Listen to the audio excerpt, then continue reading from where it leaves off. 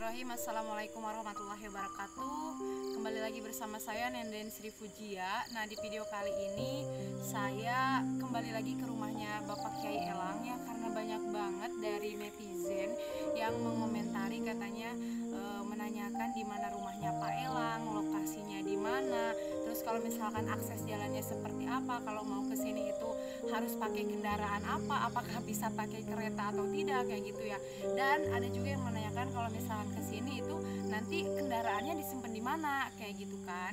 Nah, ini bisa dilihat ya teman-teman. Jadi akses jalannya itu seperti ini. Nah, mungkin ini untuk motor bisa ya disimpan di sebelah sini, karena saya juga ini bawa motor lalu disimpan di daerah sini. Tapi kalau untuk mobil itu bisa sampai sana aja. Nah, sampai sana disimpan di sebelah sana ya. Karena di sana juga kebetulan ada mobil warna biru. Jadi nanti buat teman-teman yang dari jauh, dari luar luar kota mungkin ya, itu bisa kesininya menggunakan, lebih baik menggunakan kendaraan pribadi kayak gitu. Karena kalau misalkan pakai bus itu nggak nyampe sampai desa Cigaleh ya, karena ini kebetulan lokasinya ada di Ciodeng, desa Cigaleh, kecamatan Lemah Sugih, Kabupaten Majalengka.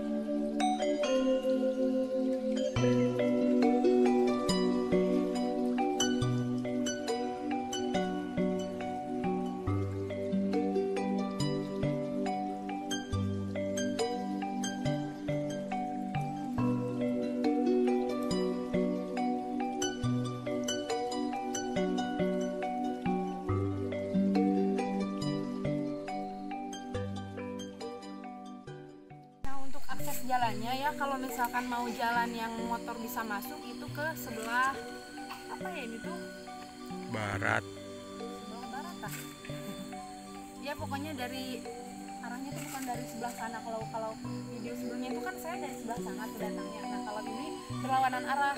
Jadi kalau misalkan nanti teman-teman bawa kendaraan, bawa motor atau bawa mobil, itu bisa disimpannya dari arah yang sebelah sini kayak gitu. Nah, oke teman-teman, berhubung ini udah malam ya, udah mau maghrib, jadi kita nggak enak karena takut mengganggu bapaknya juga ya. Jadi kita mungkin dilanjutkan besok saja ya Pak ya. Nanti besok kita kesini lagi. Terus berhubung rumahnya si bapak dengan saya juga dekat, jadi mungkin besok siang saja biar lebih enak ya Pak ya. betul, Ya, dan kebetulan di sini juga ada Kang Hakim. Tadi Kang Hakim dari Rizkuna Channel baru selesai. Kemalaman saya nih, takut di jalanan teman-teman. Ya, jadi mungkin kita lanjut besok saja kayak gitu. Teman-teman, berhubung kemarin kita kesorean, jadi sekarang hari selanjutnya kita datang lagi ke rumahnya Pak Kiai Elang, dan seperti biasa untuk kendaraan motor disimpan di depan rumah yang ini.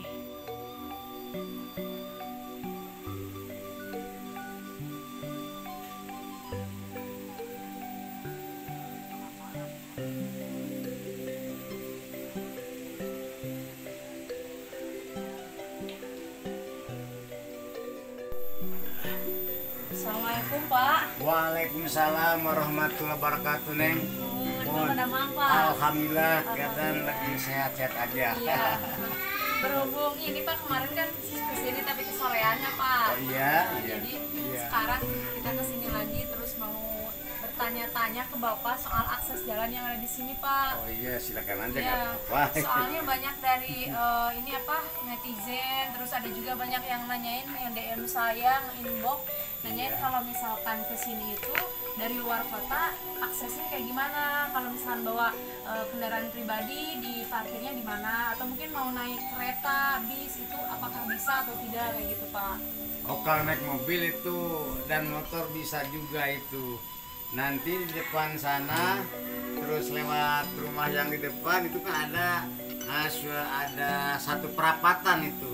Itu kan bisa dipakai parkir mobil itu kan. Mau mobil truk ataupun mobil angkot atau mobil mobil mewah itu bisa itu parkir di sana. Bahkan bisa juga masuk ke atas ini. Ke atas ini di depan bangunan pabrik kerupuk itu bisa di sana. Apalagi motor bisa juga masuk ke rumah. Sini ya, Pak, motor Masuk ya? ke halaman rumah kalau keadaannya itu musim kemarau. Karena kemarau kan kering jalannya nggak licin. Kalau sekarang mah agak ngeri.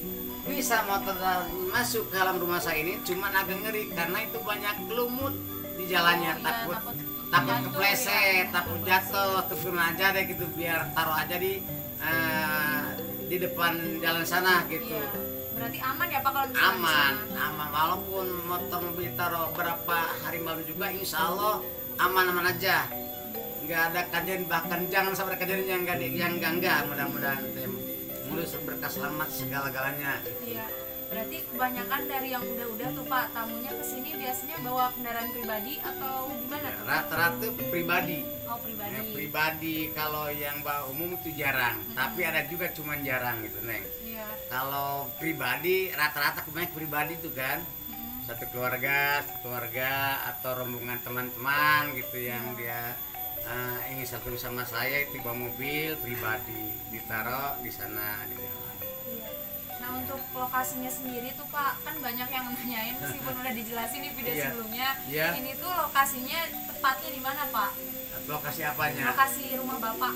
Warung Bapak ini termasuk ini kan RT Blok Rabu, RT Blok Rabu. Jalan COD, Jalan Ciode. lingkungan besar ini sebetulnya. Oh Lingkungan besar namanya. Iya. Saya namain lingkungan besar. Hmm. Lingkungan besar di sini udah pada tahu deh, yang udah Iya. sering kemari insya Allah. Oh jangankan orang pribumi, walaupun orang Telaga, Bandung, Sumedang, Napes udah pada tahu kalau udah yang pernah silaturahmi sama saya di sini. Iya. Insya Allah Berarti pada tahu. Blok Rabu, lingkungan Besar. besar, Jalan Ciode, Iya. Desa Cigale mungkin ya Pak? Iya, Lemas Kecamatan Sulawesi, Lemasugi, Kabupaten Majalengka. Kabupaten Majalengka, Jawa Barat. Geser deh, Iya. lebih agak mundur dekat. Oh. Nah, ditepok. Ya. Nah, Jadi, Desa Cigale, terus Kecamatan Masugi, Majalengka, wilayah Bantarujet, RT 06, RW 02, Jalan Codeng, lingkungan besar. Oh iya. Jadi jelas ya teman-teman. untuk Jelas, ini alamatnya. mah bukan alamat palsu, ini alamat Iya. yang jelas.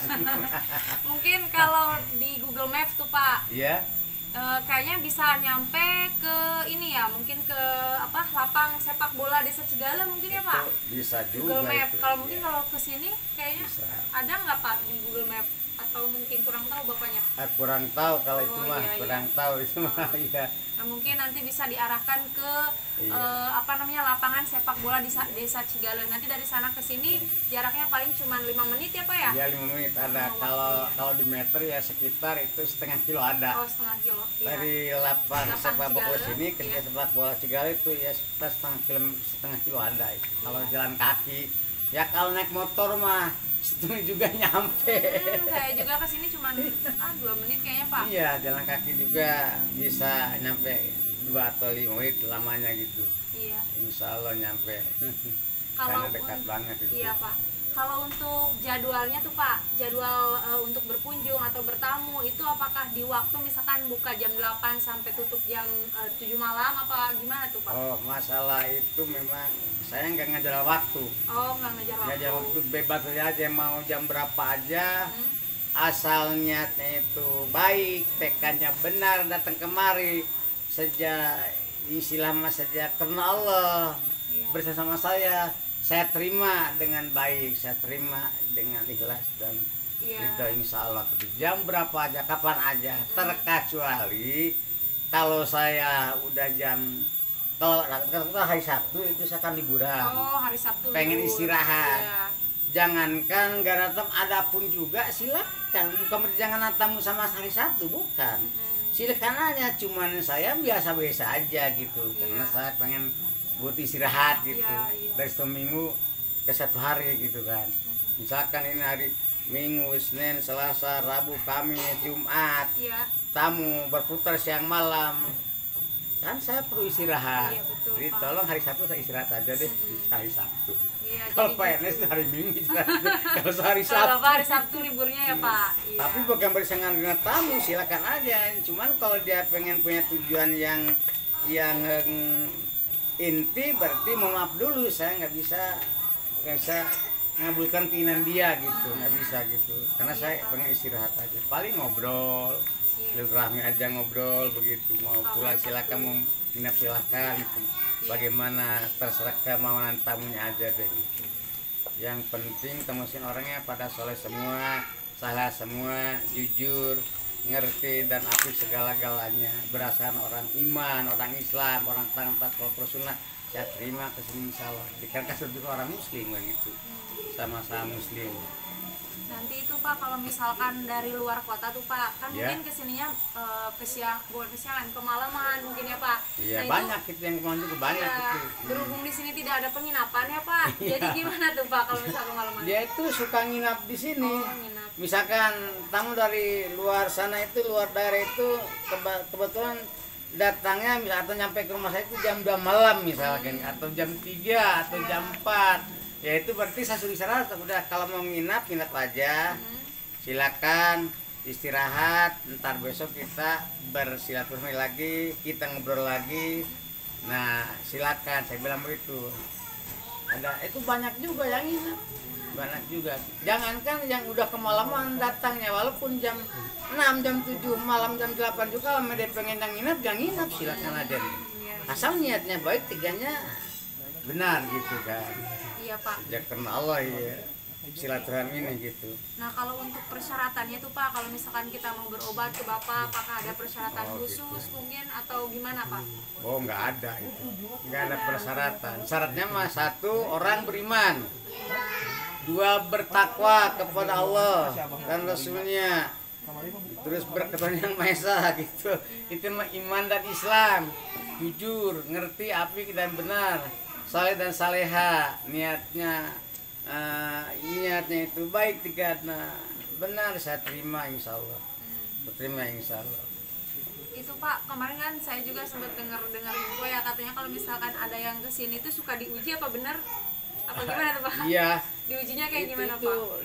Banyak itu yang saya uji, banyak dulu. Misalkan saya punya anak didik, ini di sini mukim 1 hari sampai 1 minggu misalkan. Nah emang saya suka menjajal mental dia sebetulnya, bukan berarti saya pengen nyuruh dia ke depan desa, itu bukan. Hanya sebatas mencoba mental pikiran ya anak tersebut gitu. Seperti begini, saya punya rokok nih misalkan, ini punya rokok seperti begini, saya punya rokok yakin. Nah cuma sebatas saya menjajal dia, akhirnya saya pura-pura nggak punya rokok. Dek, tolong sekarang Akang beliin rokok ke desa. Ini misalkan, oh Kang kan ini malam saya takut, misalkan dia bilang, sampai itu jangan takut. Kita kan seorang manusia yang sempurna, jangan takut. Maaf aja nih, beli rokok ke depan ke desa, tolong. Nah, cuma jangan pakai baterai, jangan pakai lilin. Jadi harus mampu berjalan kaki tanpa penerang, mampu berjalan kaki di jalan yang gelap. Kalau kita mampu, kalau kita berani ke desa ataupun bisa jalan kaki tanpa alat penerang atau tanpa baterai, tak berarti itu termasuk anak kamu juga. Kamu insya Allah kamu bisa betah di sini atau bisa berani di sini. Nah begitu nih. Berarti itu untuk khusus anak didik ya Pak? Anak ya? didik itu Bukan mah tamu berarti? bukan tamu sekilas, bukan iya, anak iya. didik yang mau mukim di sini misalkan dari 1 hari, 1 minggu atau 1 bulan, silakan. Emang saya suka muji seperti itu, dikarenakan buat apa saya ngasuh anak di sini kalau dia itu orangnya penakut. Nanti kan takut gimana kalau orang penakut tidur di sini. Jadi saya uji aja dulu mental pikirannya, oke, juga keberaniannya. Berani apa enggak? Jalan kaki tengah malam dalam keadaan misalkan tanpa penerang, tanpa baterai, di jalan yang gelap. Kalau memang dia itu berani, insya Allah, atau bisa jalan kaki di tempat yang gelap, jalan setapak, insya Allah selamat dia. Jadi anak bisa di sini, insya Allah. Iya Pak. Nah begitu Neng, ceritanya begitu. Kalau misalkan tamu tuh Pak yang datang ke sini, biasanya itu kebanyakan meminta pertolongan itu gimana tuh Pak? Ya itu pertolongan apa aja yang dia mau, dia suka, mesti dia cerita sama bapak. Curhat. Ya curhat begitu, curhat, ngobrol-ngobrol, menceritakan tentang kesulitan dia itu apa, atau maunya apa, gimana gitu. Nah insya Allah bapak memahami, atau bapak bisa memberi solusi atau bisa memberi peluang lah buat dia untuk masa depannya, insya Allah begitu. Jadi lebih ke memperbaiki mungkin ya Pak ya? Intinya jadi begini, intinya menjadi memperbaiki nasib seseorang, bukan merubah nasib, memperbaiki nasib seseorang dengan pengobatan, dengan cara obat tradisional yang saya kasih. Nah itu aja Neng, yang udah biasa begitu. Jadi nggak pernah sebanyak duit atau kontak uang, ya saya gitu. Iya gitu. Lillahi ta'ala, saya kenal Allah menolong seseorang dengan cara bantuan jarudnya itu karena Allah sebetulnya, bukan karena uang, karena Allah. Itu mah nomor berapa itu. Iya Pak. Yang saya wanti-wanti itu yang ketemu itu ijabah punya Allah untuk saya dan untuk para tamu yang minta bantuan Bapak di sini. Nah kalau boleh tahu Pak, Bapak dulunya itu belajarnya dari guru kah atau Bapak mungkin pesantren apa gimana Pak? Ya jelas dari pesantren, dua memang punya guru itu kan. Oke, ketiga lagi kan dari nasab keturunan orang tua saya sendiri gitu. Oh berarti faktor Bapak keturunan itu ada juga gitu, faktor keturunan insya Allah yang saya jalani sampai sekarang ini.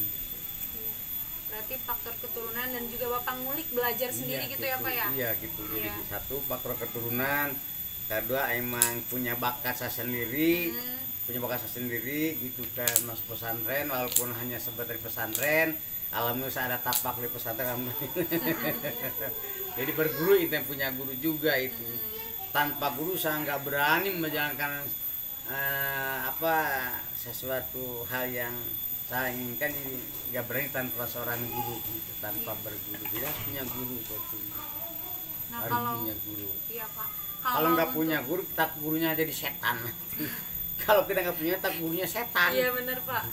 Ilmu tanpa guru sesat ya Oh Pak? ya begitu. Jadi kalau kita tanpa guru menjalankan ilmu, berarti nanti bisa jadi gurunya setan. Iya betul Pak. Kalau ini Pak, Bapak mulai menerima tamu tuh, mulai tamu pada datang ke Bapak, mulai orang-orang tahu Bapak itu bisa mengobati, itu sejak kapan Pak? Sejak tahun 92. Oh udah lama berarti. Tahun 92 saya kan mukim di kampung sendiri, kita mukim gitu kan. Udah begitu beberapa hari mukim tuh akhirnya dikunjungi para tamu datang ke rumah tanpa diundang. Ya mau ngapain lagi, saya bilang saya kan nggak bisa apa-apa. Tapi saya bukan kiai, saya bukan lagi ustaz, saya orang biasa aja. Saya nggak bisa ngaji, nggak pesantren juga, bahkan nggak punya pondok pesantren. Itu kan saya orang hina, orang awam, orang banyak kebodohan sama itu. Tapi dia kan maksa Pak datang ke rumah, mau ngapain lagi, kalau nggak diterima kasihan banget kan. Apalagi dari jauh, walaupun tetangga sebelah juga nggak terima, aduh masalah kasihan banget. Ya saya terima dengan cara baik dengan dari segi komunitas sendiri gitu kan. Iya. Insya Allah saya terima dengan cara baik-baik.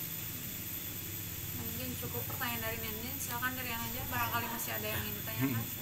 Kalau boleh tahu Pak, Ya belajar agama itu dan belajar ilmu ya menjadi bapak seperti ini dari pesantren mana ya Pak? Dari di Cigale juga itu kan.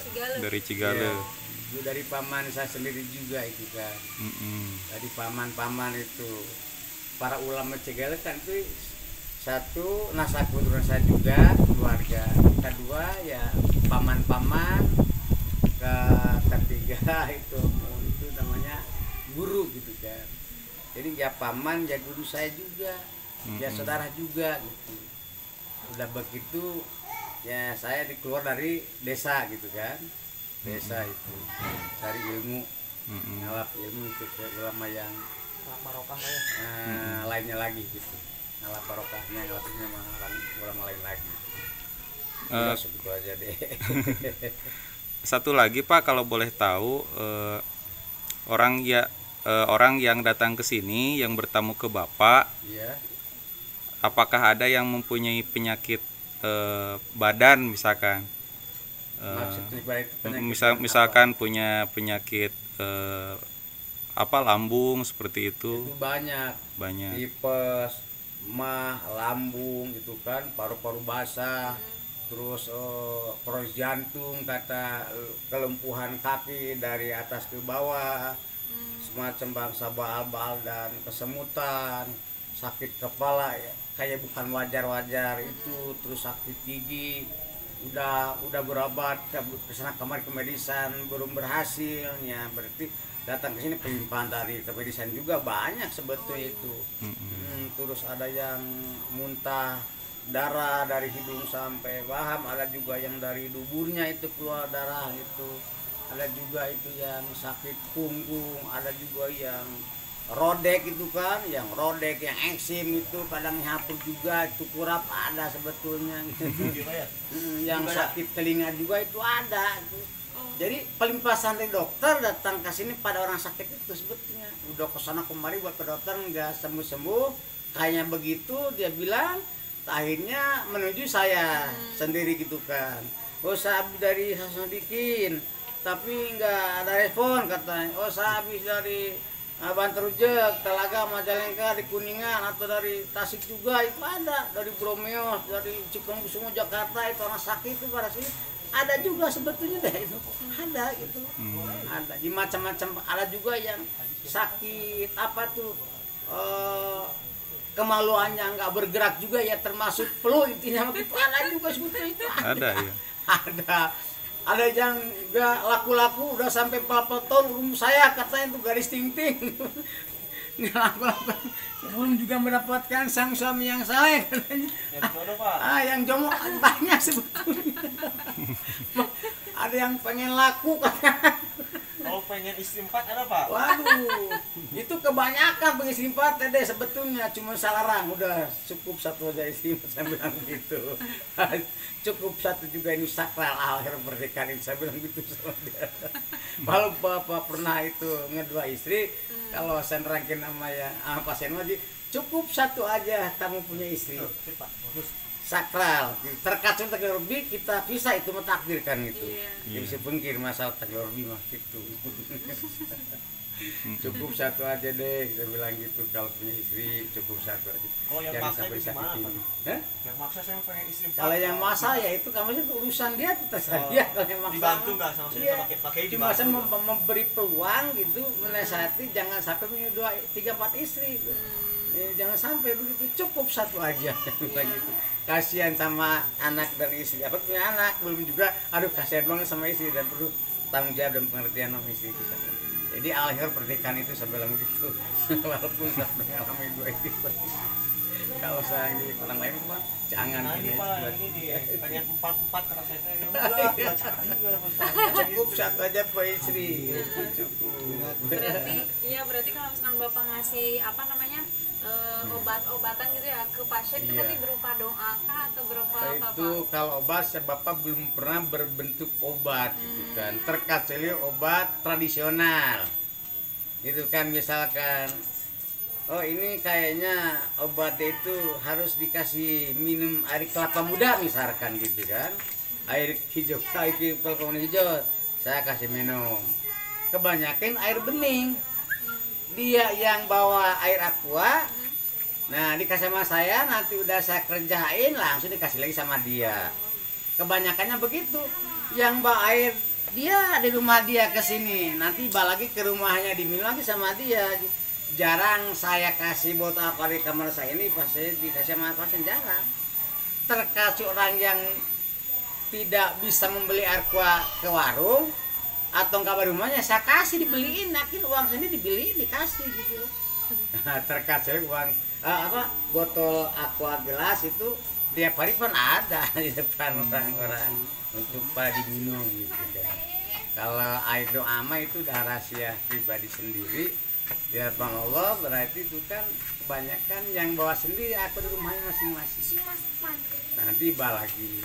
Tapi ada juga seorang tamu yang nggak bawa aqua di rumah, yang nggak mau beli dari warung. Akhirnya kan bapak kasihan, ya udah saya beliin aja, uang dari bapak udah dikasihin sama dia. Bapak nggak pernah minta genting, enggak. Itu kan bro, halan saya bilang gitu. Ini bapak sih juga mah, kamu halan, silakan aja, nggak usah digenti. Jangankan uang hanya 3.000 neng, 5.000, 1.000 saya nggak bakal minta ganti rugi.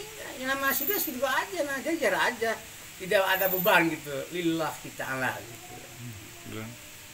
Nah, cuman itu yang saya kasih pada tamu atau pada pasien yang sebetulnya gitu. Nah saya minta, tapi banyak kan dia yang bawa airnya juga gitu. Nah syaratnya hanya sebatas dikasih doa. Misalnya itu pengen ibadah puasa sunnah sekian hari, silakan. Nggak mau ya nggak apa-apa. Misalkan saya pengen juga berzikir kepada Allah, minta si Al-Quran lahiriahnya, tolong Pak saya minta, saya kasih, silakan aja. Kalau memang dia itu maunya ibadah zikir, silakan aja. Asal hati bikin, jangan sampai salah baca, harus apik baca, jangan salah lihat huruf yang dibaca, harus apik lihat huruf yang dibaca gitu kan. Tak nanti kan kalau kita salah baca nanti bisa salah makna, harus bisa merubah mana kalau kita salah baca salah makna. Harus tepat baca, nanti harus tepat maknanya. Iya, betul sekali ya Pak. Terima kasih ya Pak atas waktunya. Amin. Ada pertanyaan lagi? Cukup ini. Oke teman-teman, mungkin segitu aja ya tanya-tanya bareng Bapak Kyai Elang. Saya doakan semoga teman-teman yang nonton video ini selalu diberi kesehatan, Amin. keberkahan umur, Amin. diberikan kebahagiaan lahir dan batin, dan kesuksesan dunia akhirat. Dan kebetulan kita di sini juga nggak sendirian ya, tapi ditemani oleh Kang siapa tuh? Kesana deh. Pak Muda Idaman, saya itu deh nepangkan di Muda Idaman ya, singguring ke senteran mana. Boleh perkenalkan nama Bapak dan Bapak dari mana Dan asalnya? umur. Saya bersama Kang WK dari WK Jurnal Channel. Oh, Kang WK masa di sana. Kalau sekarang masih menunggu pintu neraka jahanam. Sekarang sudah agak sedikit ada hidayah. Sekarang udah agak menjauh lah. Agak menjauh sekarang. Alhamdulillah, mudah-mudahan Kang WK tetap istiqomah, Amin. tidak mendekati dan atau menjaga pintu neraka jahanam. Sekarang jadi ini apa? Sekarang Jadatnya bodongnya. jadi pemburu mamah muda. Widow janda Hunter, muda. Widow Hunter and Young Mama. Dan satu lagi ini Bapak dari mana dan Saya mah siapa namanya? Mungkin udah pada tahu ya. Kamu Kak. Oh, kalau ini namanya Kang Hakim ya. Ini penunggu apa ya?